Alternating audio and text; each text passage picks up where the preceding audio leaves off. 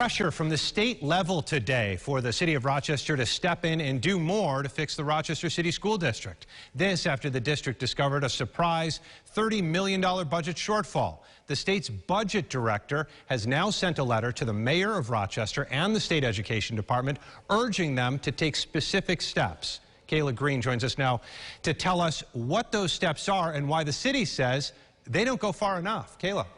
Well, Adam, as we know, the RCSD is in the middle of a budget crisis, and they have been dealing with many other issues for years. The state appointed a distinguished educator back in November of 2018 who highlighted a lack of accountability, structural deficit, and a lack of attention to teaching and learning. In today's letter, the budget director says these aren't new issues.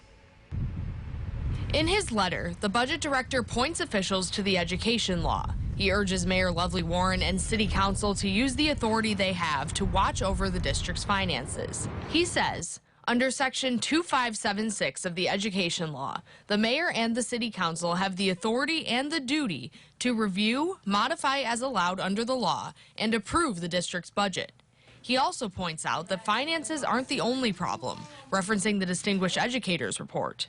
With regards to funding, even the State Education Department's Distinguished Educator for the district said in a formal statement, "I hope I've made clear in the report that the poor student achievement in this district is not the result of a lack of funding." He then addresses the State Education Department, asking them to assist with the comptroller's audit, which is going on right now, launch an investigation of mismanagement and fraud, investigate and possibly remove school board members and school officers, reappoint a distinguished educator, the previous one resigned in June and hasn't been replaced, and lastly, place eligible schools into receivership.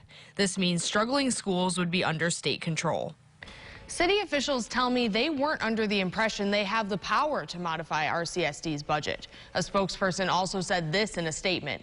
While short-term fixes that the state budget director proposed are important to protect Rochester residents, we must continue to pursue real state legislation to allow our children to reach their full potential. Adam? All right, Kayla, thank you. Also, a special board of education meeting is happening at 5:30 tonight to address the budget issue.